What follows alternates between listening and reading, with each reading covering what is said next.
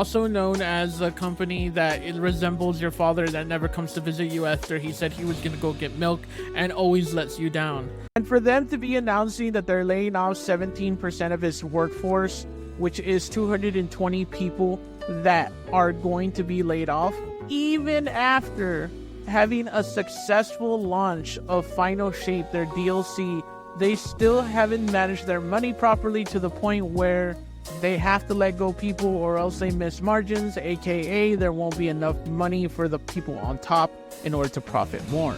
If it wasn't bad enough that people were getting laid off, when he decided to buy $2.3 million worth of classic cars while people were being laid off.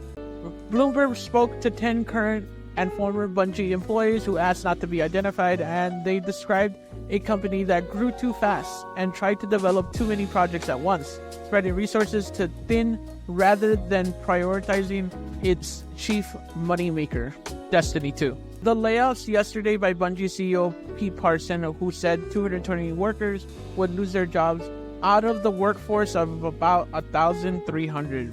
Bungie is also working with parent company Sony to integrate 155 of our roles. So in other words, PlayStation is picking management roles that will be integrated into Bungie.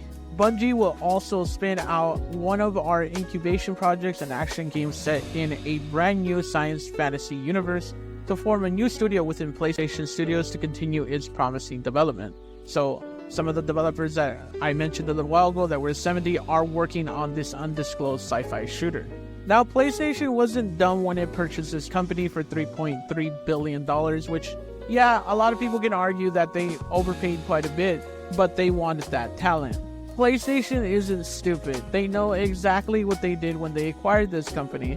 One of the things that PlayStation agreed with Bungie when they purchased Bungie is that if they didn't meet the required standards of what they said that they were going to deliver in terms of money and money made, that PlayStation could dissolve their entire board and insert their own board members, essentially controlling Bungie and PlayStation running the show instead of Pete Parsons, which at this point really is necessary. Pete Parsons has done this several times to the company.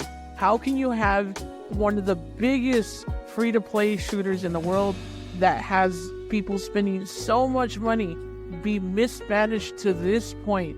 To the point where A, they didn't listen to the Destiny players, which got them here in the first place. They focused on other projects that nobody really cared for or asked for.